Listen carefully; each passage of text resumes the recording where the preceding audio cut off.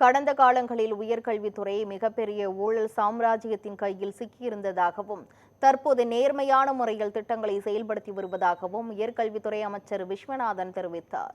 சென்னை விமான நிலையத்தில் பேட்டியளித்த அவர் திமுக ஆட்சி காலத்தில் காங்கிரஸ் மாநில அரசில் கூட்டணி இல்லை என்றும் கூறினார்.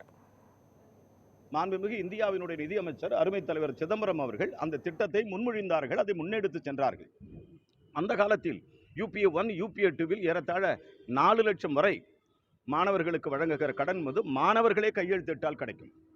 அந்த 4 லட்சத்திலிருந்து 7.5 லட்சம் ரூபாய் வரை பெற்றோர்கள் அந்த மாணவனோ மாணவியோ அவர்களுடைய தந்தையோ தாயாரோ கையெழுத்து போட்டால் கொடுக்கலாம் என்ற நிலைதான் இருந்தது. ஆனால் மாண்புமிகு முதலமைச்சர் தமிழக முதலமைச்சர் அவர்கள் மாணவர்களுக்கு ஒரு புரட்சிகரமான திட்டத்தை அறிவித்திருக்கிறார்கள். 20 லட்சம் ரூபாய் வரை பிணையில்லாத கடனை அறிவித்திருக்கிறார்கள். ஆக மாணவர்களுக்கு இது வெற்றி கொண்டாட்டமாகத்தான் இருக்கும், இது வெற்றி திருவிழாகத்தான் இருக்கும்.